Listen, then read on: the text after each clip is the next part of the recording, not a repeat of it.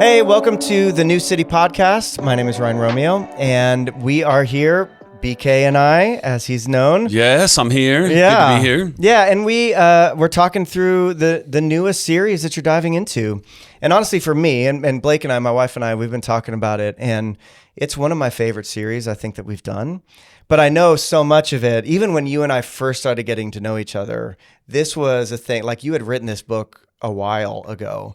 And so this is kind of like a bit of a lifelong message for you, right? Yeah, Like, I would say so. yeah. And it feels like that. Like you could feel that. And especially it's just so applicable. Really at its core, you're going through all these things, but it's like, how do you get led by the Lord? How do you discern the times that you're in? How do you discern, what it is that God's calling you to? And you're hitting so many things in that. And it's been just really valuable for us. But like, where did it start? Like, where was the genesis of it? I know you talked about it a little bit in the first service, but yeah. So I'll do that briefly. I'll Sure. try. But yeah, it literally comes from, I was doing a fast and I was supposed to read Deuteronomy chapter 1 and I'd never read it in the NLT, the New Living Translation, right? Okay. As I joke, no self-respecting pastor would read from the New Living Translation. Yes. I'm joking there. But the NLT, obviously, it reads a little bit more like, modern English, that sort of thing. But obviously, I've gone back into all the different versions, like, oh, it was there the whole time. Yeah. And so sometimes we could read the same translation of a scripture, as we all know, same exact, out of the same Bible, and see something we've never seen before. So, but I was just blown away when I was sitting in that coffee shop that day, because I'd never been told this, that, wait, I know we all know the 40-year journey. We know the wandering in the desert. Everybody kind of knows that story if you've been around church at all. But I was like, it was an 11-day journey, and so what happened? What went wrong? Yeah. And Moses really, Deuteronomy chapter 1, is really primarily about, well, this is what your ancestors did wrong, know? And so I just thought about my own life. I was 35 years old at the time. So it has been a while. That was 18 years ago. And I thought about my walk with the Lord and what would I want my life story to be? Would I want it to be a story of trusting God and walking with Him, even when things maybe didn't look all that promising, even though they're going to the promised land, ironically? Or would I doubt God's goodness? Would I complain, rebel? And obviously none of us set out to do that. Totally. Right? Yeah. We never like, hey, my life's plan is to rebel against the Lord. But if we're not careful, we can find ourselves doing that at moments in our life. And to be honest, all of it, I've still done it, you know? But I think what inspired me so much about the story was, I think this one chapter in the Bible, although we use other, verses to talk about it, really does give you a framework for how do you hear the Lord? How do you depend on the Lord? How do you trust the Lord? Yeah. And, what does a life look like walking with Him? And so it's meant a lot to me personally. Yeah. Well, and in a moment in your life, right, where you were making big decisions, you were like, are you calling me, Lord, to go plant a church? All of that. And I think that's what's connecting so much is we've all been in seasons like that where you're like, okay, well, what's coming up here, And your first message when I sat in it, I thought, gosh, this is so good. The detours in life, And again, like we're reading this, and what I love so much is and we were talking about this before we hit record on the podcast, but the real life story of this message, you tend to go, oh, Moses, he was the guy that was, on the little felt board and, but he was a real guy going through real things. We know the end of his story, but as this is progressing, he didn't know what was on the other side of any of this. Yep. And so I love the kind of, let's really imagine what it was like to walk with Moses in this time. And that first message, the detours in life, those moments where you start to go, gosh, Lord, is there a meaning in this? Is this, am I supposed to turn left? Am I supposed to turn right? You know, and that initial sort of feeling like maybe the Lord's shifting something. Yeah. That I felt like really resonated with a lot of people. What was some of your, like, coming into that, you know? Yeah, that's good. And I like how you're framing some of that up, because I would say most of us, and I even asked this question during the sermon, don't like detours, right? Like we have a journey where like, I know where I'm started. I know where I'm headed. I know basically how long it's going to take me to get there. And then you see like the literal detour, you see the flashing lights and the arrows and you're like, oh no. Yeah. I don't want to get off the path I'm on. But I think that oftentimes we do get off path. Yeah. And my purpose, hopefully in that sermon, was to how do we recognize when we get off that path, and then being able to admit, I don't think I went there, but this is why we do in the notes. Yeah. Is none of us want to admit we're lost, especially, the stereotype is men never want to no, I'm not lost, I won't ask for directions. Yeah. And I think that's true though for our lives, we're like, there's sometimes there's that humble reality. It's like, no, I got off track here, and the Lord is gracious and kind and wants to direct us back on track. And it doesn't mean that, and this is, I think it's already been in the notes of what I had planned to say, but didn't say. I don't know, maybe coming up in a sermon. I preach this a lot. And all of these chapters are all in my head all at once, but the Lord can use our disobedience. He's used my disobedience. But I think he prefers to use our obedience. Yes, totally. And so that idea of detour, going, okay, can we admit, hey, we've gotten off track here. Yeah. Why have we gotten off track? And God's desire for us, and it doesn't mean that life is always up and to the right. That's not the case, right? Yeah. Part of the struggle, if I can just say this real quickly, and I try to go there a little bit, is I don't want to preach a sermon that's like, or certainly not a sermon series that is sort of like, live your best life, kind of a self-help, like, everything's going to be sunshiny in your life if you just, because that's all God has planned for you is sunshine and rainbows. And I know that's not the case, but where God has charted a course and where God has given a clear directive, we should follow that. Yes, absolutely. Yeah. And I think in life, and one of the reasons I think this resonates so much with people, I was just meeting with somebody in our church who was feeling like they needed to step down from their position. They're trying to figure out what to do. And they had felt clarity, like, okay, I need to do that, But so many times these sort of things happen. Sometimes, your company gets bought by another company and you're going, what should I do? How do you discern when some of those detours are detours that are going, this is actually a new direction, or no, this is not a new direction. I need to stay here. I know it's situational, but in you and your life, generally. Yeah. So I think sometimes So I've said this a couple of times, like, moral direction's pretty clear from the Lord, and hopefully most of us could agree watching this, like morally, we know when we've detoured. Yeah. So those are easier, right? But in cases like that, what I've tried to do is, and this is flashing forward a little bit, I don't want to skip too far ahead, but when we talk about having people around you, I think it's so critical to have some trusted people in your life. 100%. So you can say, hey, I thought God was taking me this direction. Yeah. I thought he was leading me here. And this isn't a moral thing. This is like a job or whatever, a location, something like that. But what are you seeing? Can you pray with me? Can you pray for me and help me hear and discern the voice of God more clearly in my life? Yeah.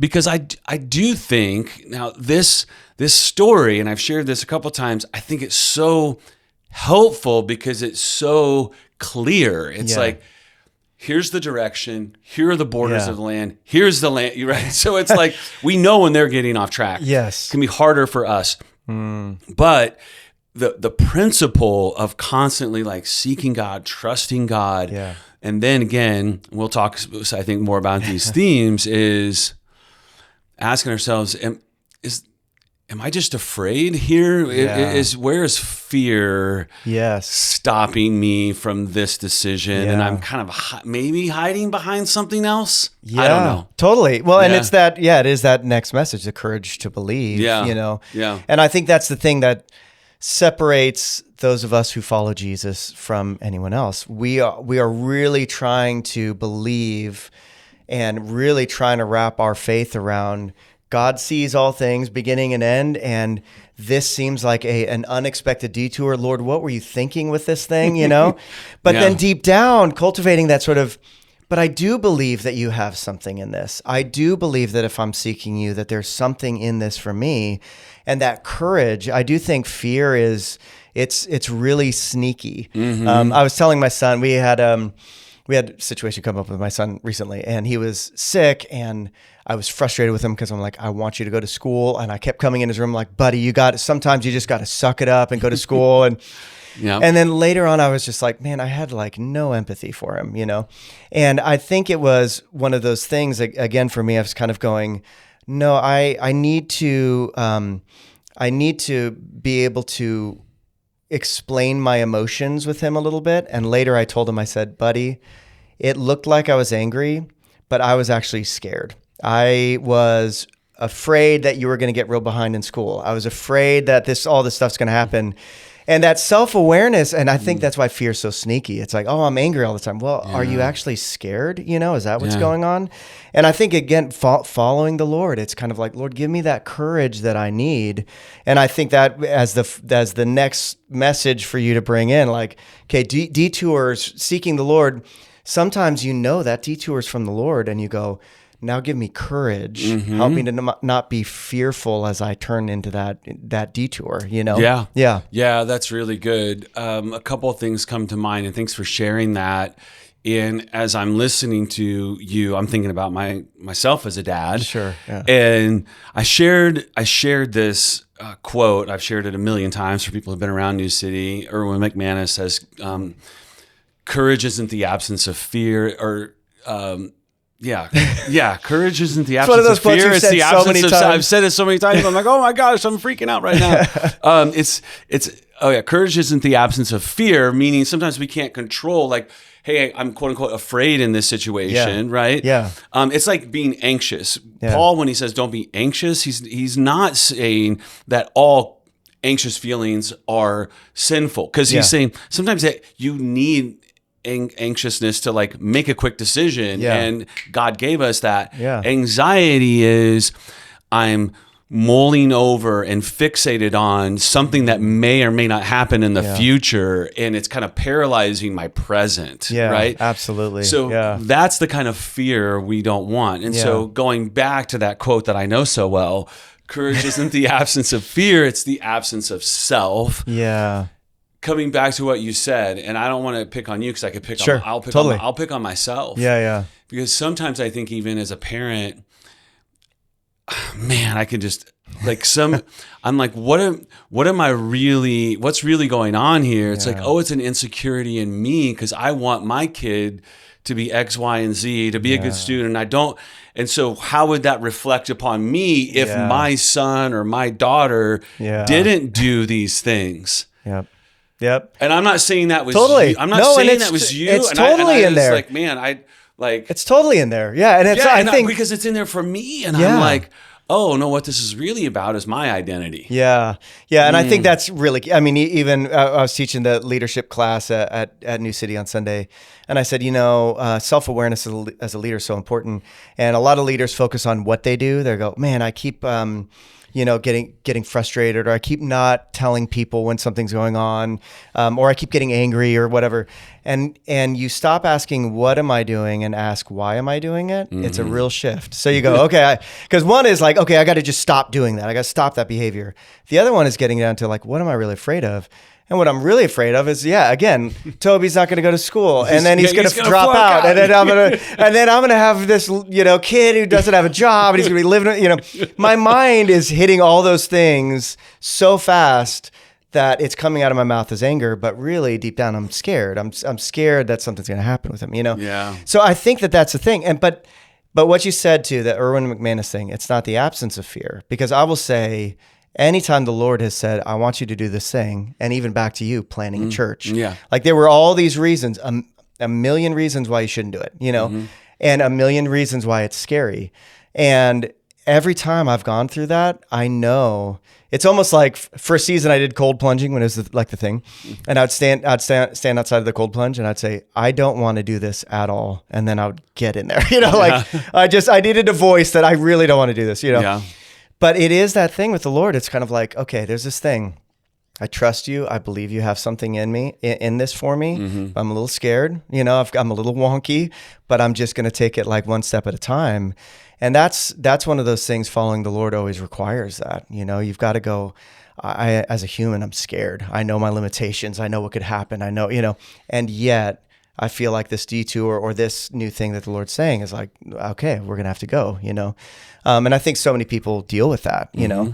But how do you know, again, discerning that a little bit, like you feel like a call is coming, you're a little scared. For you, like, what was that moment where you said, okay, I'm planning a church, Mm-hmm. like I've been thinking about it, I've been feeling it, I'm going to go do it now. Yeah.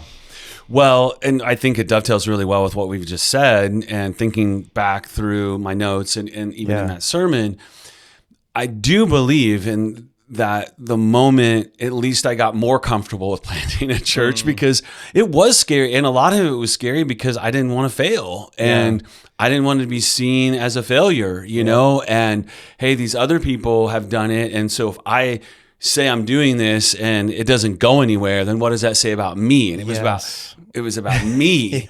And so I said this in that sermon that, Gina and I, at least for myself, felt like I could make that move with more confidence once I realized it's okay. My identity isn't wrapped up into this, There's no I encourage. I said that sort of thing. And going back into the story a little bit, it's like, these Israelites, I think, got paralyzed by fear because they're like, oh, well, this could be really bad news for us. Yeah. Well, there's big people, and how are we going to? Well, we might get hurt. What's going to happen to me? Not realizing, like, well, God's really the author of this story, And I do think that for people trying to discern, and some decisions are massive decisions. It was a big decision to quit a job and move downtown Phoenix and say we're planning. That's a big, major decision. Yeah. At the same time, when you look back and age has a way of doing, you get more perspective going, kind of what's the worst that could happen? It doesn't work. And God's got us. And I think that's what they need to remember. It's like, one, God had promised the land. Yeah. He said, I'm going to fight for you. And so their promise was so clear. Yeah. For us, sometimes maybe it doesn't seem that clear, but I think the principle is, do you believe that God cares for you? Yeah. Do you believe that God can provide for you? Yeah. Do you believe He owns a cattle on 1,000 hills? Yeah. It's like, I do believe those things. So, okay, now I can make this step because I do discern as best I can. Yeah. I said this in one of the sermons. And it's in the Psalms, right? That God's word is a lamp unto our feet. Yeah, it's not a floodlight into our future. And I think that's what we want sometimes. But if God turned all the lights on, we wouldn't even be able to comprehend of what He's doing and what He's up to. He's like, I'll tell you that step and that step. That step and that step. Yeah. And it's like, I got you. Yeah. I promise I've got you 20 steps from now. Yeah. But right now I need you to know here's the next 2. Yes. And I think trusting in that, going, man, I really feel, and other people going back to that are confirming this. Yeah. And God's put this heavy on my heart. This definitely feels like the right step. And I know I'm not being disobedient morally in what I'm doing. Yep. Do I trust that God has it? Yeah. And I think that phrase, one of the most poignant phrases I feel like in all of this is, when they go in the promised land and they come back and they say, land's flowing with milk and honey and all the things, but we felt like grasshoppers in our own eyes when we went there, and it is interesting that and that courage that you get from the Lord, that He'll never leave us, forsake us. We know that God's even borrowing faith from stories like this, like, okay, He came through for them, and then for ourselves, like looking back, just like you said, I was 35 and I thought the end of the world could happen here, and then you think back and you're like, well, you probably could have bounced back. You would have been just fine, Right. But in those moments, it's scary. Yeah. But there's a confidence though that does come in some of these things that I've experienced. That peace that surpasses understanding. That moment where you go, I know I have to do this thing. I'm scared. There's a million reasons why this could go wrong, but I feel total peace about this.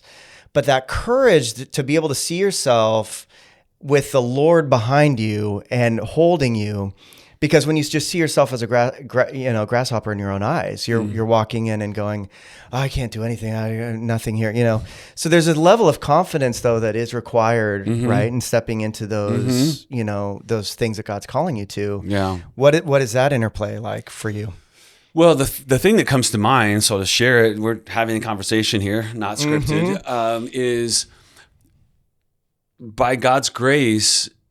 And I share this. I wrote a little introduction to the book before this message even hit me, before I even had this kind of day 12 revelation, you might say.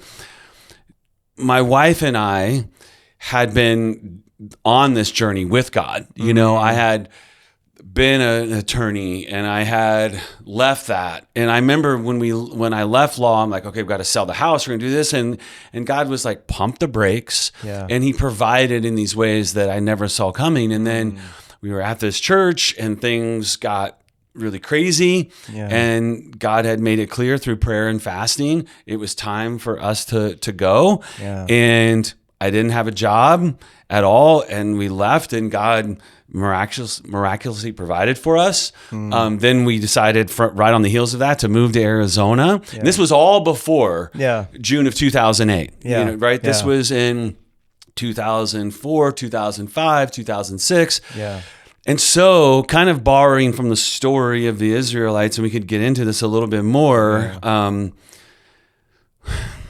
it does... It's like kind of, when did I take my first step with the Lord? It's like as a baby. Yeah. I do think going back to when I was a young attorney and saying, surrendering my life to the Lord. I think I was saved a long time before that, but taking a step, then taking another step. And and it was almost like where Moses says, you saw the Lord, how he carried you as a father carries a son. Yeah. And I want to encourage people to like, just look at your life and go, recount some of those moments. Yeah. As a church planter, I remember I did get some really good advice. And sorry, I'm probably talking a little bit too much here, but to write down those kind of God moments, like God did this and God showed up here, because we tend to forget that. We're kind of a, what have you done for me lately, God type of people. This definitely were the Israelites. It's like, oh yeah, we know you parted the Red Sea just a few weeks ago. Yeah, we saw it with our eyes. When we walked through. But now, what have you done for me yesterday? Type of thing, And we're so the same. I mean, we give them such a hard time, but you're like, we're the same way. We're the same way. We're the same way. Yeah. So I do think, like you're asking, like, hey, Brian, help with some practical advice. Yeah. That journaling, writing those moments down, pausing when we get into a place of fear and trepidation, trying to hear God's voice going, Lord, help me remember how you've showed up for me time and time again. Yeah. And some people may be watching and, conviction's okay of going, gosh, when have I trusted the Lord, So maybe God's calling some people out there just to say, it's time to take that step that you've been afraid to take, because it's like muscle memory. It's like, how do you build your faith without exercising your faith? Yeah, totally. It's like, it's a spiritual and physical reality. It's like, to strengthen a muscle, you got to exercise. And it's a discipline in our life. Discipline. Yeah, I'm going to listen to the Lord and I'm going to do it, And I do think, I've had... I mean, I'm sure you have a lot of the same questions, after pastoring for a long time. People come to me and they're like, I don't know, I feel like God's maybe telling me to do something different, but I don't really know, And it's funny, after years and years, I've kind of fell on this one sentence that I would say to them. I'm like, well, if you don't know, then you don't know. Then just pause, keep praying, That sort of franticness that happens where you're like, and some of it, honestly, is just like, oh, I don't like where I'm at, or I'm not, and you're like, well, okay, if the Lord's not saying, I want you to do X, then your job is to stay real steady where you're at and just be listening, But then the moment the moment the Lord makes it really clear and says, this is the step, now you're responsible for it. And that's where it starts to fester in you, where you're like, I know I need to be doing that thing, but I'm not going to do it, And that, I think, is that step for a lot of people. But there are a lot of people I talk to that are like, I don't know, I'm trying to figure it out. And And I'm like, hey, if you don't know, you don't know. Just rest in the Lord. Once you do know, then that's the time to exercise some faith, you know? Yeah, I couldn't agree more. Yeah. There are those times where, you know, it's, again, go back to a physical reality. You're going from an infant, and when you're kind of an infant, even in the faith, it's like there's a lot of care around you and those sorts of things, and you can't really see that far in front of you. Then you learn to walk, and pretty soon you're running, but even then, there's times where it is like, I don't have a lot of clarity here, and that's when you do need to pause and pray. But there's it's not on the tip of my tongue, but, you know, there's a statement basically like, from the time, you know, kind of how you described it, like the Lord is like, you know, and the Spirit has put that on you, to the time you act. That's the the longer you wait, the more disobedient you are. Obedience is trying to shorten those waiting times of going, no, God's made it clear, not crystal clear again, but clear enough. And when things with the Lord, I've learned, are clear enough, that's where faith comes in. Yeah. Totally. Yeah. And it could be in little things. I mean, and I think that's where you exercise it. I think a lot of times we get so focused on major life change, but there's times where, you know, I'm just somewhere out in public, and I feel like the Lord's like, hey, go talk to that guy. And there's times where I'm like, I don't want to do that. You know, I'm busy. You know, but anytime I've exercised a little bit of that, you just always get met with like a, you know, and even if the conversation kind of goes nowhere, you're like, Lord, what was that all about? You know, it's kind of like did you do what I told you to? You know, that's the key. And I think there's a rest in that for people, and going, okay, you know, you're trying to seek the Lord for this major thing, but are you seeking him in the minor things too? Are you asking about the little things? Because a lot of times it is that like the first steps as a baby. It's like, hey, I want you to go tell this person about Jesus. And you're like, okay, you know, before I tell you rewire your whole life and move to another city, I'm going to give you some practice here, you know? And I think it's important because people get so frantic about this subject too. They get so like, oh my gosh, I got to make a major life decision. But those stories, you know, in our lives, in my life at least, they're pretty few and far between. There's like these little moments where they happen. And in between is a lot of faithfulness, and in between is a lot of, okay, Lord, how do you want me to approach this hard situation? How do you want me to approach this one, you know? And I think we just cultivate a lot of that, you know? Ryan, this is so critical. And I didn't articulate this very well earlier. Part of this message that's hard to bring down is such a major event. Yeah. You know, it's like this, it's been leading up for hundreds of years. It's a million of people, it's escaping slavery, it's going right. So it's these major milestones in the story of the people of God. And that's why sometimes this message can kind of feel like, you know, if you're not conquering the world, then, you know, but that is so key, what you just said. Yeah. Because I think it's just those little things that you can go, oh, that's just I got a kind of, I don't want to say a notch in my belt, but it was like, oh yeah, the Lord was faithful in that. I remember a pastor, he was a mentor of mine, telling me that it's easy for pastors to forget those little moments and those little things. And he's like, you know, I sent a text to a guy the other day, just randomly, because God put him on my heart, or he came to mind, however you want to phrase that up. And literally that individual he sent it to was going through something really, really hard. Yeah. And not only, so the key here is not only did it mean a lot to the recipient of that message, but it's that little reminder to us, like, God is real. Yes. And God is telling us things. Yeah. And it's like just this little act of a 2-minute text. Yes. And then you're like, oh, so now when I have something bigger, hopefully the idea is these little baby steps. Oh, now I have a major life decision. Yeah. But see, God did this and this and this.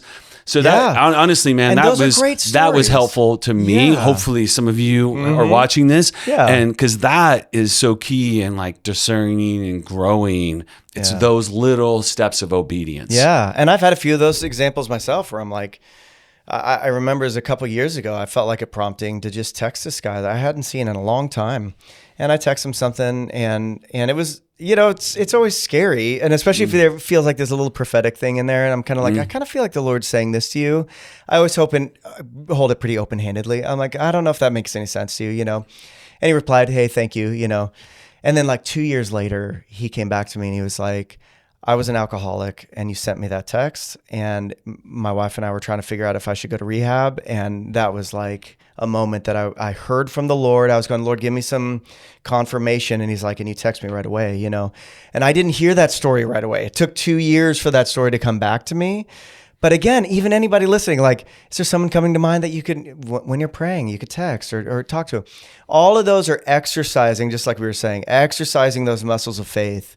So when that moment comes, which they are going to be few and far between, but when that moment comes, you go, oh man, I see all of these markers all along the way in the season where I didn't make any big decisions, but I was real faithful, but I saw God show up in these areas. I'm leveraging that faith for the future, going, I don't know what tomorrow brings, but I do know he's saying this, you know, and that's where you're practicing it before those big things come out. So I'm sure there's some people in the congregation going, I do have huge things coming up, you know, but for the vast majority of people, it's kind of like, how do I just stay faithful here, you know? But one of the main things you hit on, and it was your, you called it like an interlude, you know, kind of thing, you know? Yeah. But I think like what we were talking about, there are leadership principles that are involved in Moses and Jethro and putting people in charge and all of that. But the main thing, like even you're talking about planning a church, it's like you and Gina were talking and praying. You had other people around you. You weren't just a lone wolf. And everything we've been talking about so far has been like discerning from the Holy Spirit and listening to him. But then surrounding yourself with people that you trust is vitally important. You know, how have you approached that?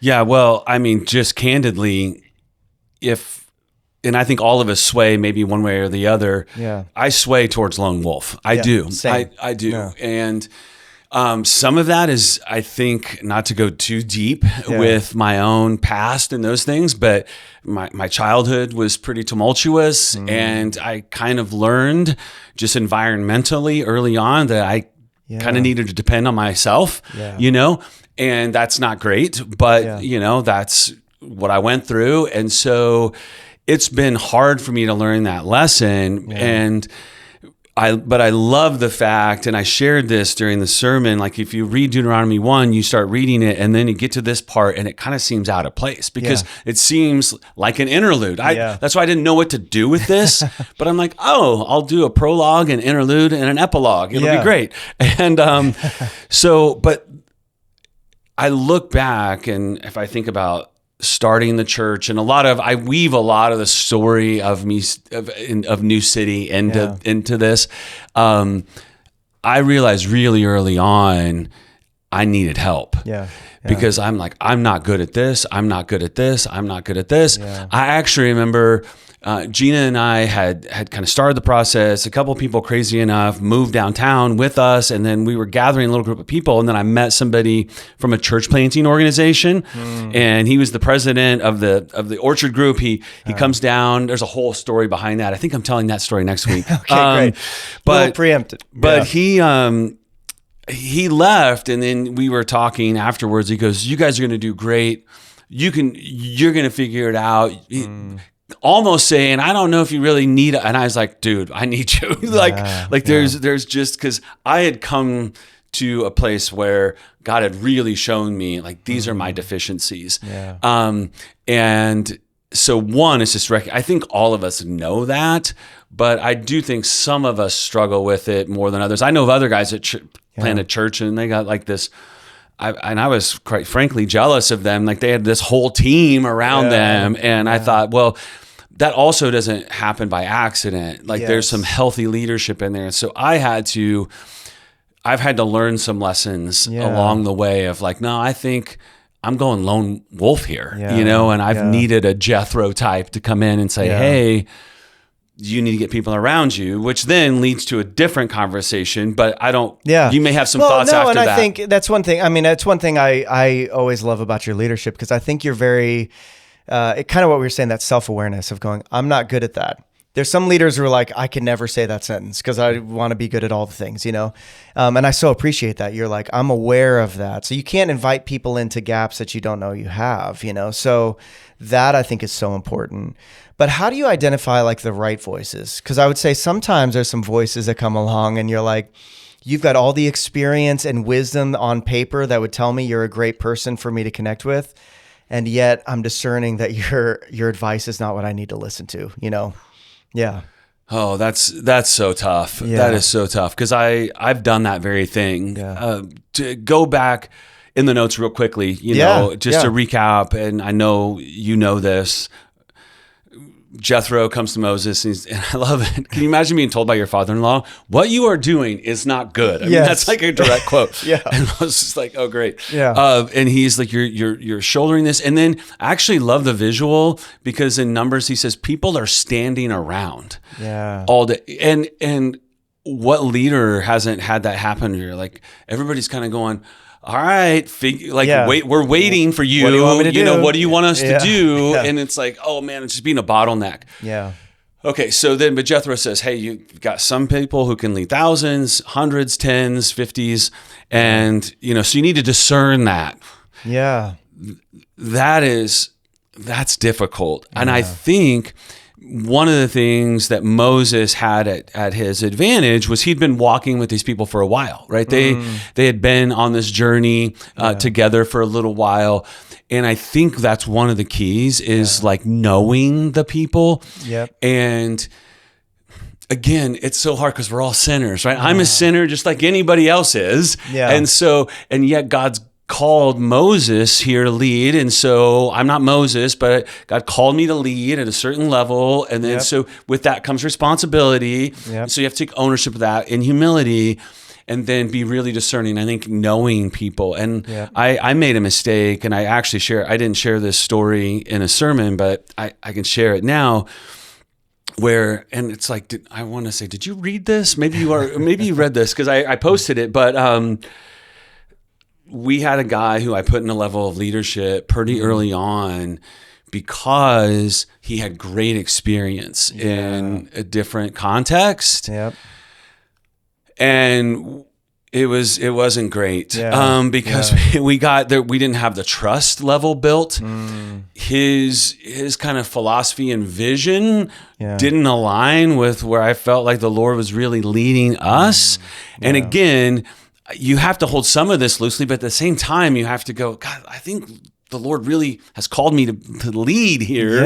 And I can't lead someone else's church. Yeah, totally. Yeah, totally. And so just making a mistake of going, man, his pedigree looked great, but there wasn't he wasn't known. And so now at New City, we've put a premium when it comes to especially the highest level, like eldership. It's is this person known amongst the people? Yeah, absolutely. And so their character and their other aspects of their life has been, quote unquote, exposed or shown to the congregation. Yeah. And I think a sensitivity to, even if you're not in a leadership position, you're not talking about hiring, I think the discernment of, trying to figure out what I'm stepping into, what I'm doing, how do I do this better?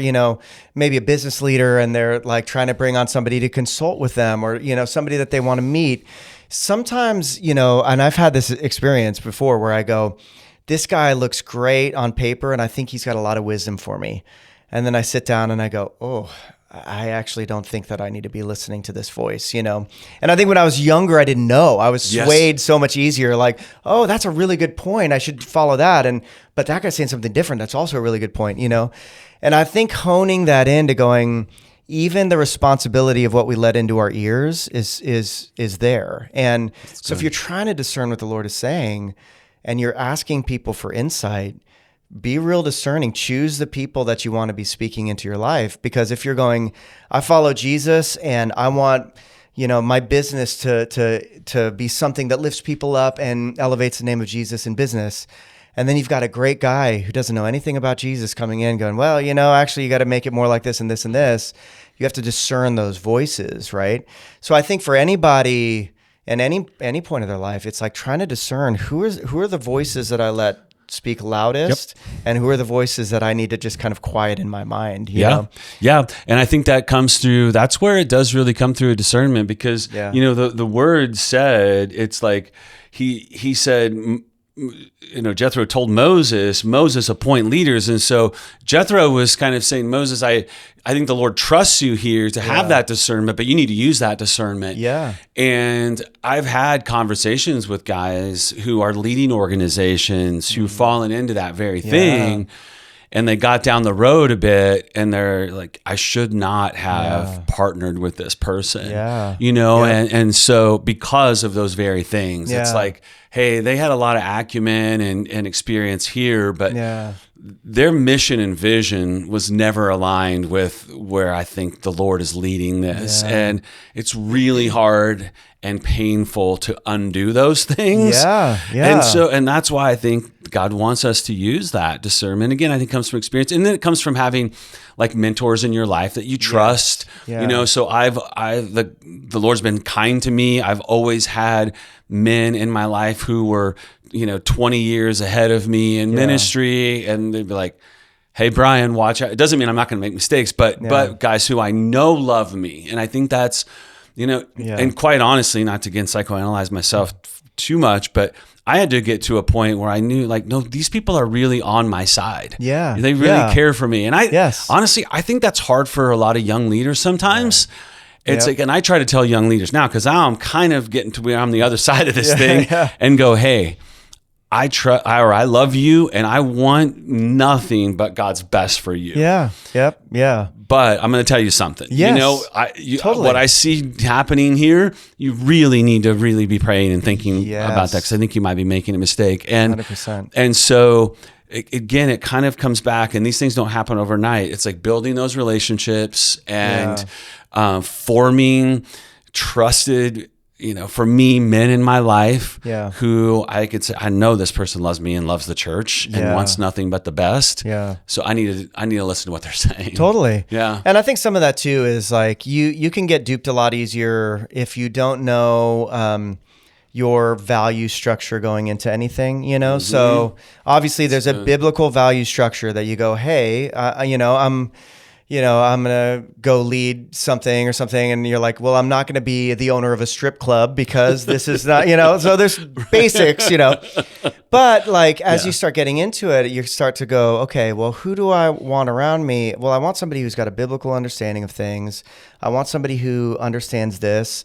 I was just talking to a friend of mine who owns some restaurants here in Phoenix. And he said, he felt like the Lord really told him. He said when he first started, it was all about like making the best food and making sure we're the best in the city. And then it was like, hey, making sure we're efficient, and he said, and then it was like the people on my team. Like, I want to make sure that they like being here. And he said, over the years, he said that kind of switched. And he was like, what I saw was all these people who don't know Jesus, working class people, and I can make a really great environment for them to be here and experience something different, And he was talking with a guy who was potentially going to join the team on an executive level, and the guy was like, "Yeah, I don't really value that, but I value this." Because he knew his values going into that conversation, he could say, "This is not a great fit," because I've analyzed what are the things that really matter to me, and some of those things are extra biblical things, but they are things that you're like, this is what's important. Helps you discern when you sit down with somebody, like, oh, this is not a voice I should listen to, I would just co-sign that. And I think I wasn't strong in that area. I think a lot of my values were unwritten, but some of them not thought through well enough. And so that taught me some painful lessons. Even as like a parent, I think about this is a little bit of a turn here, but like, what do we value as a family, right? And how am I filtering those? And again, I know we're not talking about business partners here, but I think getting out ahead of things like that. And I shared with the men last year, the year before, like if I could go back, 24 years ago before I had my first child and go, who really are we as a family? And some of that we had kind of naturally because we loved Jesus and we were right. Gut instinct, but being more intentional. And then going, hey, let's filter what we do through these lenses. And over the years, we have done way better at that in New City. And you've seen that, like, here's what we value. So here's, even when we're talking to somebody on staff, like, this is kind of how we filter through those things. And obviously a lot of those, to your point, are biblical principles, especially for us as a church. But some of them kind of aren't. And just our culture. They're culture. They're our culture, but they're also extremely important too. Absolutely, yeah. But the clearer those things are, and I think that's what the work we've been doing the last year is like simplify them. How can you get them into a catchphrase you could all remember?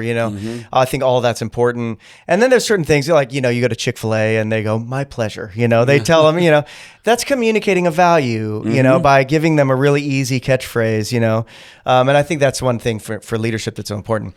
Shifting gears a little bit. All right. So trusting God in terrifying times. You just finished this sermon. Yep. And I feel like, it's so interesting the times that we're in because they're not fun. So we're talking about how do I discern what God's doing for me and in my family. But for all of us, this is, it's not just Gen Z. It's kind of like anybody alive right now is a little bit of the anxious generation because we just know too many things. We know all the stuff that's happening, and clearly there are big things happening, but I loved, as you're going, look, yeah, we are in some scary, uncertain times, but they were in some scary and uncertain times as well, like having that as part of the background noise for people in their life. How do you start to traverse following the Lord, but also keeping in mind the times that we're living in? Yeah, I think, and we've touched a little bit on this, but I think, it bears coming back and expanding on this is there's always going to be trouble. Jesus said in this world, you will have trouble. And so, I use that verse where it says God took them the great and terrifying way. And I'm like, there's always going to be that, and some of that's just because if we're a Christ follower, the world is, it says Satan is the prince of the air of the world, right? Yeah. So there's always going to be chaos to some level. Yeah. There's going to be destruction and there's going to be deception, and all of those things are going to be around. And I think sometimes the Lord allows that to come near. Yeah. So because sometimes it can feel even pretty far away. Yeah. And then sometimes it's maybe in our own home or our own place of business, right? That it comes really close. But I think the bedrock principle is, do we believe that God is still in charge? And, and we do we really believe, he's still on the throne, that he's still in control? And like, I can't be overwhelmed with, wow, that's terrifying and that's scary. And what if, and we need to be aware of those things. But the Lord, and it says, greater is he who is in us than he who is in the world. Not to quote scripture too much here, but it's like coming back to that. Yeah. And, I've been thinking a lot about the events that are happening and, the unrest and, Lord, what do you want me to do? I need to say anything publicly, quote unquote? And I've just felt a real sense in this time, like doing a lot of praying and seeking God and getting my own heart in the right place, getting my own mind in the right place. And I think, thinking about, this great and terrifying way they're going, and their mind just got off on, oh, that's scary, and that could hurt me, and that's not going well, and that, and it's like, guys, come back to the Lord here, who parted the Red Sea, and that's darkened the sun, and Moses kept trying to do that. He was like pulling his hair out, he was like, come on, guys, who did all this for us? God did all this for us, and. Again, the situations aren't completely analogous. It's hard to have like a perfect analogy or illustration like with those times and our times. But again, there's a lot of great and terrifying things happening. Yeah. And I think a lot of us, maybe all of us, would do well to say, Lord, where's my heart? Where's my head? What's going on in here?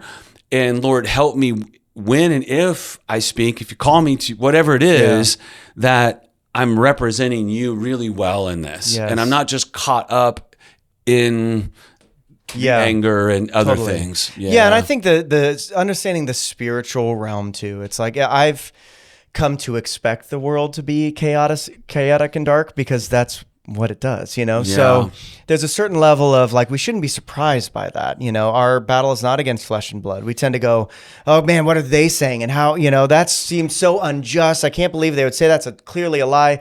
And then you end up stepping back and going, well, of course, the enemy is at work here, causing chaos. And then at the same time, remembering that the Lord is the Lord. The enemy is not the Lord of the Lord. Like, the Lord is the Lord. There is a Most High that's at play here too. That's good. And I think just remembering that, and even I was talking to somebody about what was going on in Iran, and I had seen some of the people that are, moving in, and you just feel like at any moment Iran could make a major shift here. But a lot of the protesters going in, they're like, we want to rename Iran Persia, like, because that's our, background. And it's so funny. I said, I'm not saying that it means anything biblically. I have no idea. I'm not a huge fan of like read Revelation and then read the news at the same time. But at the same time, you go, that is interesting. The Prince of Persia, even back in Daniel, you're like, there are little markers, I think, if we have kind of, we rekindle our faith to say, no, the Lord is doing something here, and it's interesting. And I don't have to live in fear, but I can also expect the world to really let me down when I'm looking for stability. But one of the things that we talked about right before this, even the little bits about the plagues, you said, like these plagues were not, you look at the sun darkening and the parting of the Red Sea, there's like there is a God-given sort of poking at the enemy, even with those plagues, right? Yeah. And thanks for bringing it back. And you said so many good things there. I want to come back to the spiritual battle, great. Just for a minute or two. Sure. We'll segue back to the plagues. Yeah, it's interesting, and I'll just give two examples that I know for sure of in those plagues is, the Egyptians worshipped the god of the Nile. They thought there's a god who's in control of the Nile River, right? And of course, because the Nile was like their source of life in so many ways, correct? Yeah. And so God's like, I'm gonna turn the Nile to blood, and so you can imagine if you're an Egyptian. Yeah. And you worship the god of the Nile, and then, God strikes it, and you're like, what's going on here? Maybe the god of the Nile is not that powerful. It's not that powerful. Exactly. Yeah. And they worship the god of the sun, and God's like, okay, I'm just going to make it, sun's not shine for 3 days consecutively. Yeah. What's going on? And so what God was showing in those plagues, many, if not all of them, was something that wasn't just random. Yeah. He was like, I am, and thank you for saying how you said it, the Most High God. We talked about spiritual warfare. This was it back in December? I think so. No, or maybe even in the AI series. Yeah, in the AI I got series, into that a little bit. We talked about the levels of the demons and those and the fallen angels, but God is the Most High Elohim, the Most High Elohim. He is in control of all of it. Yeah. Everything is subject to His will and His command. And the moment He decides that this chapter is over, this chapter is over. It's over, and no being can stop it. Yeah. But to never forget, and we could preach it every week. I probably should have preached it last week. The spiritual battle that's happening, and anytime you see chaos, destruction, all those things, you're like, we can't forget like who's the author of those things. Yes. Steal, kill, destroy, divide. I mean, he's got a playbook he's been running for a long time. But I think even in this, when you're like, okay, here's the plagues that God's doing, there was significance in what He was doing. And I think, again, as we're trusting God for whatever He's leading us into or wherever He's leading us into today, I also trust God that He is leading the world into the place that He wants it to be eventually, and that creates this sort of level of, I could read a really scary thing on the news, but it doesn't really touch my heart because I kind of read it expecting. I'm expecting steal, kill, destroy, divide to happen all the time, And so I think that's what's so important for that perspective. And we get that from Deuteronomy chapter 1. It's like this story we're so familiar with. But then looking at it and going, these were real people. They didn't know what was coming. They didn't know what was happening. They were following the Lord in the murkiness that we feel all the time. And yet the Lord led them through all of that. And I think it's just so beautiful. Any last thoughts for us? Where you're headed even the next couple of weeks. Well, that's where my head was, actually. Yeah. You read my mind, there literally. So, no, I am going to get into, because you've mentioned a couple times, and I appreciate it. Moses was a real person. These were real people who'd gone through, quite honestly, they'd been through a lot.